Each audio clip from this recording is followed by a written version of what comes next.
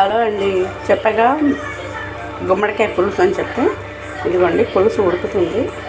కొంచెం బెల్లం ముక్క ఎక్కువద్దు, కొంచెం అయిపోవచ్చింది కాబట్టి మగ్గరిచ్చాను. ఉప్పు కారం వేసి నిమ్మకాయ అంత చింతపండుతో పులుసు పిసికేసాను.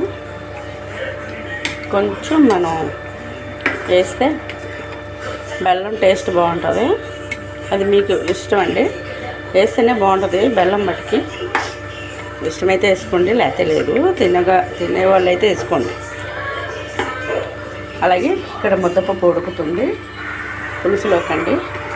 ముద్దపప్పు చాలా బాగుంటుంది. ఏ పులుసులోనైనా ముద్దపప్పు చేసుకోండి. మనం మాంసం కూరలు తిన్నంత హ్యాపీగా ఉంటుంది ముద్దపప్పు పులుసులు వేసుకొని తింటే.